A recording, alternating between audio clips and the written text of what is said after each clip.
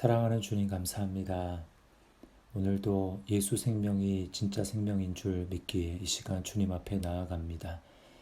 주님, 우리를 불쌍히 여겨주시고 오늘도 하늘에 새롭게 하시는 능력으로, 하늘의 권능으로 우리를 새롭게 빚어주시고 어제의 나의 모습이 아니라 또 오늘 주님의 생명으로 충만한 모습으로 살아갈 수 있도록 주님 역사하시고 성령님 감동하여 주시옵소서.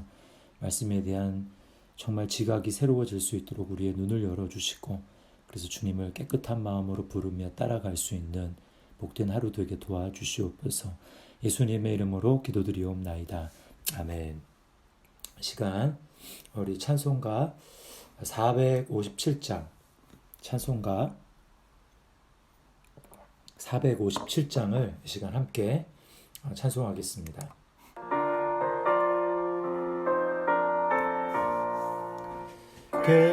겟세마네 동산에 주를 생각할 때에 근심이나 걱정을 외면할 수 있을까? 나를 항상 버리고 주를 따라가리라. 빌라도의 뜰에선 주를 생각할 때에 수치됨과 아픈 것 못 견딜 수 있을까? 길이 참고 묵묵히 주를 따라가리라.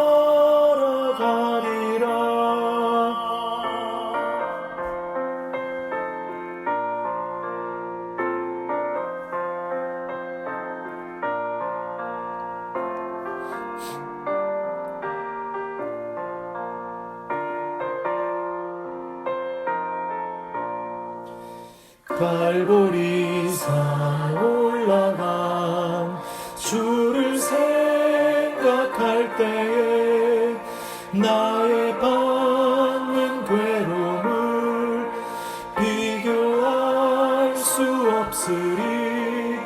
십자가를 지고서 주를 따라가리라. 무덤에서 부활한 주를 생각할 때에 알라니라. 죽음도 두려울 것 없으리. 승전가를 부르며 주를 따라가리라.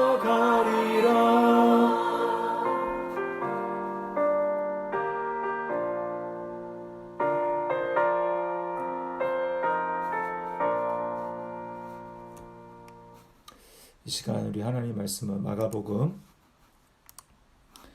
8장 27절부터 9장 1절에 있는 말씀, 매일 성경 3월 20일 금요일 본문을 함께 저와 같이 합독을 하겠습니다. 마가복음 8장 27절부터 9장 1절까지 말씀입니다.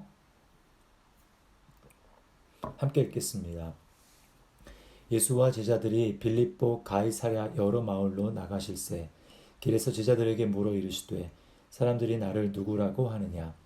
제자들이 여짜와 이르되 세례 요한이라 하고 더러는 엘리야 더러는 선지자 중의 하나라 하나이다. 또 물으시되 너희는 나를 누구라 하느냐?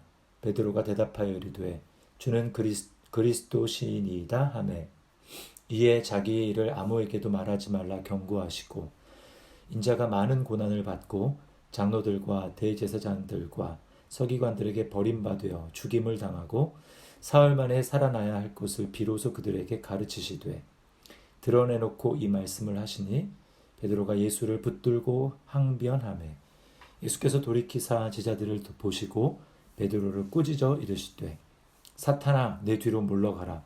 내가 하나님의 일을 생각하지 아니하고 도리어 사람의 일을 생각하는도다 하시고 무리와 제자들을 불러 이르시되 누구든지 나를 따라오려거든 자기를 부인하고 자기 십자가를 지고 나를 따를 것이니라. 누구든지 자기 목숨을 구원하고자 하면 잃을 것이요 누구든지 나와 복음을 위하여 자기 목숨을 잃으면 구원하리라. 사람이 만일 온 천하를 얻고도 자기 목숨을 잃으면 무엇이 유익하리요? 사람이 무엇을 주고 자기 목숨과 바꾸겠느냐? 누구든지 이 음란하고 죄 많은 세대에서 나와 내 말을 부끄러워하면 인자도 아버지의 영광으로 거룩한 천사들과 함께 올 때에 그 사람을 부끄러워하리라. 또 그들에게 이르시되 내가 진실로 너희에게 이르노니 여기 서 있는 사람 중에는 죽기 전에 하나님의 나라가 권능으로 임하는 것을 볼 자들도 있느니라 하시니라. 아멘. 자, 오늘 베드로의 신앙 고백, 성도의 신앙 고백을 함께 살펴보겠습니다. 29절에서 주님은 너희는 나를 누구라 하느냐 이렇게 물으십니다. 사실 주님은 사람들이 주님에 대해서 뭐라고 말하는지 관심이 없으십니다. 세상 사람들은 모르니까 얼마든지 주님에 대해서 이러쿵저러쿵 이야기할 수 있습니다. 주님의 관심은 제자들의 고백에 있습니다. 성도들의 고백에 있습니다. 주님을 안다고 하는 사람들이 주님에 대해서 어떻게 말하는지 주님은 여기에 관심이 있으십니다. 베드로가 어떻게 고백합니까? 주는 그리스도시니이다. 예수님이 그리스도라고 하는 말은 하나님의 기름 부어 선택한 자라는 뜻이고 곧 하나님의 아들이라는 말입니다. 이렇게 신앙 고백을 할 수 있다는 것은 이것은 인간에게서 나온 것이 아닙니다. 그래서 마태복음에 보면 주님께서는 똑같은 본문에서 베드로의 신앙 고백을 한 이후에 이를 내게 알게 한 이는 혈육이 아니요 하늘에 계신 내 아버지시니라 라고 말씀합니다. 또 고린도전서 12장 3절 말씀에 이렇게 말씀합니다.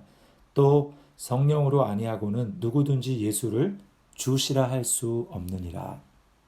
예수님을 그리스도요 하나님의 아들이라고 고백하는 이 고백은 오직 성령을 통해서만 고백할 수 있는 것입니다. 그러므로 우리가 예수님에 대해서 이런 신앙 고백을 할 수 있다는 것은 얼마나 축복인 줄 모릅니다. 이것 자체가 기적입니다. 가장 기적 중의 기적은 자연인인 우리가 예수님을 하나님으로, 예수님을 나의 주로, 그리스도로 고백할 수 있다는 사실입니다. 그리고 두 번째는 예수님이 우리의 주가 되시고 하나님의 아들이라는 고백은 이것은 상대적인 것이 아니라 절대적인 고백이라는 것입니다. 다른 이방 사람들이 섬기는 신들과 예수님은 동급으로 취급될 수 없습니다.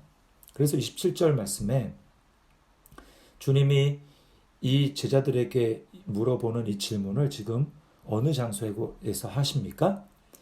빌립보 가이사랴라고 이야기합니다. 빌립보 가이사랴는 원래 지명은 파네아스라는 지명인데요. 여기에는 바알과 그리스 신인 판 그리고 로마 황제의 숭배의 아주 중심지가 바로 이 파네아스라는 곳이었습니다. 이 곳이 빌립보 가이사랴라는 이름으로 바뀌게 된 것은 바로 헤롯 빌립, 그 당시 그 지역을 다스리고 있었던 분봉왕인 헤롯 빌립이 자신과 황제, 가이사랴가 이 황제라는 뜻이죠. 그래서 이 둘을 기념하기 위해서 하나는 헤롯 빌립인 자신의 이름, 또 하나는 황제인 가이사랴. 그래서 이 둘을 빌립보 가이사랴라고 이름을 개명한 것입니다. 다른 사람들은 잘 모르기 때문에 모든 종교는 똑같고 가는 길이 다를 뿐이지 결국 한 곳에서 만난다라고 말하지만 예수님을 나의 주 나의 하나님 그리스도라고 고백하는 그리스도인은 절대로 그렇게 말할 수가 없습니다. 주님께서는 그렇기 때문에 이런 여러 우상들이 모여있는 바로 빌립보 가이사랴 그 지역에서 예수님 제자들을 향해서 예수님에 대한 신앙 고백을 들으신 것입니다. 이것은 요즘에 모든 신들은 똑같다라고 이야기하는 현재 다원론적인 이 세대 가운데 주님이 우리에게 요구하시는 신앙 고백이기도 한 것입니다. 자, 그리고 두 번째 살펴볼 것은 신앙 고백은 주님을 따르는 제자의 삶으로 이어져야 한다는 것입니다. 이것이 오늘 31절부터 이어지는 말씀에서 주님이 말씀하는 것입니다. 31절 말씀에 보십시오. 주님은 자신의 죽음과 사흘 만의 부활을 가르치십니다. 그러자 32절에서는 베드로가 항변했다고 말합니다. 예수님을 붙들고 항변했다고 말합니다. 이것은 예수님을 나무라고 꾸짖은 것입니다. 주님이 그런 일을 당해서는 안 된다. 주님에겐 그런 일이 일어날 수 없다. 내가 막을 것이다. 라고 이야기하는 것이죠. 거기에 대해서 33절에 주님은 베드로를 꾸짖으시며 사탄이라고 이야기하십니다. 그 핵심은 하나님의 일을 생각하지 않고 사람의 일을 생각하는 것입니다. 여러분, 멋진 신앙 고백 뒤에 주님의 꾸짖음이 있다는 것은 우리 또한 마찬가지입니다. 우리가 주님 앞에 멋들어진 신앙 고백을 할 수 있지만 때때로 우리는 하나님의 일을 생각하지 않고 사람의 일을 생각하는 사탄적인 생각을 하기 때문에 주님으로부터 회개의 요청 또 꾸지람을 받을 수 있다는 것이죠. 이것은 우리의 믿음이 싸움을 싸워야 된다. 우리에게는 영적인 싸움이 있다는 것을 보여줍니다. 여러분, 믿음의 싸움, 영적인 싸움이라는 것이 뭘까요? 그것은 멀리 있는 것이 아닙니다. 여기 보니까 생각이라고 말씀하시죠. 하나님의 일을 생각하지 않고 사람의 일을 생각하는도다. 생각입니다. 이것이 하나님의 일인가 사람의 일인가? 사탄은 끊임없이 우리에게 하나님의 일이 아닌 사람의 일을 생각하도록 합니다. 위의 것이 아닌 땅의 것을 생각하도록 합니다. 성령의 생각이 아니라 육신의 일을 생각하게 합니다. 생각이 바로 영적인 싸움터요, 믿음의 싸움터라는 것입니다. 그러므로 우리 마음속에 일어나는 생각을 우리는 잘 분별해야 됩니다. 이것이 지금 출처가 어디서부터 오는가? 이게 하나님으로부터 온 것인가? 아니면 사람으로부터 온 것인가? 위에서 왔는가? 땅에서 왔는가? 성령으로부터 왔는가? 육신으로부터 왔는가? 우리는 이것을 분별해야 된다는 것입니다. 신앙 고백을 할 수 있다는 것에 안주하면서 사람의 일, 땅의 일, 육신의 일만 추구하며 살아간다면 우리는 그 믿음을 처음부터 다시 점검해 보아야 합니다. 주님은 경고하셨습니다. 나더러 주여 주여 하는 자마다 다 천국에 들어갈 것이 아니요 하늘에 계신 내 아버지의 뜻대로 행하는 자라야 들어갈 것이다. 신앙 고백을 했다면 그 다음에 반드시 우리에게 있어야 될 일은 무엇입니까? 그것은 바로 주님의 뜻대로, 아버지 하나님의 뜻대로 행하는 삶입니다. 그것이 바로 주님을 따르는 삶이죠. 그래서 주님은 이어지는 말씀에서 바로 34절에 누구든지 나를 따라오려거든 이라고 말씀합니다. 신앙 고백을 했다면 그 다음은 주님을 따라와야 된다고 말씀하는 것이죠. 여러분, 주님을 따르는 삶이 뭘까요? 그것은 34절에 자기를 부인하고 자기 십자가를 지고 나를 따를 것이니라. 자기 십자가를 지는 삶이라고 말씀합니다. 그것은 다른 말로 하면 자기를 부인하는 삶이라고 얘기합니다. 여러분, 자기의 십자가를 지고 자기를 부인하는 삶이 구체적으로 무엇일까요? 그것은 바로 자연적인 나의 생명, 나의 본능, 나 자신에 집착하는 자아를 십자가에 못 박는 삶을 가리키는 것입니다. 우리는 얼마나 본능에 충실한지 또 나의 자연적인 생명에 집착하는지 모릅니다. 얼마나 우리는 내 생각과 내 힘으로 살아가려고 합니까? 무릎 꿇어서 하나님의 도우심을 구하기보다, 하나님의 뜻을 구하기보다는 우리는 내 지혜와 내 생각과 내 힘을 가지고 살아가려고 합니다. 무릎 꿇기가 그렇게 힘든 이유가 바로 여기에 있는 것이죠. 얼마나 교만한지 모릅니다. 왜 그렇게 억울한 게 많고 못마땅한 게 많은지 모릅니다. 내 주변에 나를 둘러싼 상황이 어떻게 되든지 상관없이 감사하는 게 왜 이렇게 힘든지 모릅니다. 하나님께 따집니다. 하나님, 왜 이렇습니까? 이래야 하는 것 아닙니까? 원망과 불평이 없다고 하지만 감사하지 않는다라는 것, 적극적으로 감사하지 않는 삶을 사는 것은 내가 하나님보다 지혜롭고 똑똑하다라는 증거고, 그렇게 주장하는 증거고, 내가 바로 선악을 알게 하는 나무의 열매를 먹고 그 영향 아래 있다라는 것의 증거입니다. 여러분 그런 삶의 결과는 무엇일까요? 35절에 누구든지 자기 목숨을 구원하고자 하면 잃을 것이요. 자기 목숨을 스스로 구원해 보겠다고 한 아담과 하와는 목숨을 잃었습니다. 반드시 죽으리라 라고 말씀하신 하나님의 경고의 말씀대로 죽었습니다. 사람들을 보십시오. 내 스스로의 힘과 내가 하나님보다 지혜롭고 똑똑하다고 주장하며 내 생각과 내 판단을 하나님의 말씀보다 그 위에 두고 살아가는 사람들의 삶을 보십시오. 굉장히 자유로울 것 같지만 그들의 마음 가운데는 염려와 불안, 두려움과 공포를 떨치지 못한 가운데 거기에 사로잡혀 살아갑니다. 여러분, 여기서 벗어나는 방법은 뭘까요? 방법은 딱 한 가지밖에 없습니다. 오늘 주님이 35절 뒤에 뭐라고 말씀합니까? 누구든지 나와 복음을 위하여 자기 목숨을 잃으면 구원하리라. 나로부터 해방시켜 주시고 집착과 중독, 염려와 두려움에서부터 건져주시는 이 길, 이것은 바로 나 자연적인 내가 내 목숨을 사랑하고 내 본능대로 행하려는 내 자신에게서부터 벗어나는 길입니다. 그래야만 살 수 있습니다. 그 길은 내 힘으로는 불가능하고 바로 예수님의 십자가를 통해서만 가능한 것입니다. 우리가 할 수 없게 주님이 하셨습니다.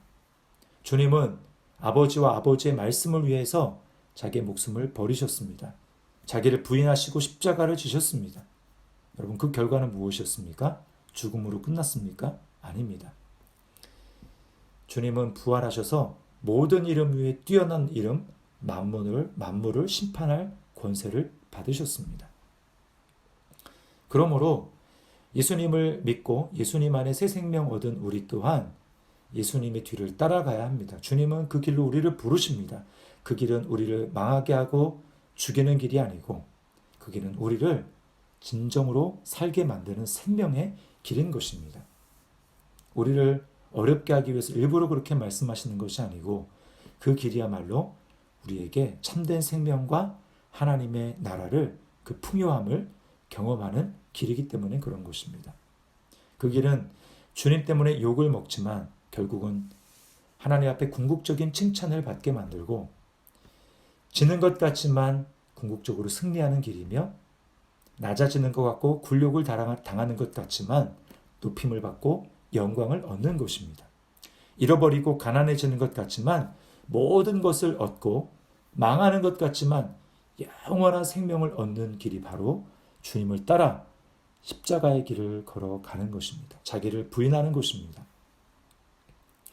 이렇게 사는 것이 참다운 주님을 따르는 길임을 기억하시기 바랍니다.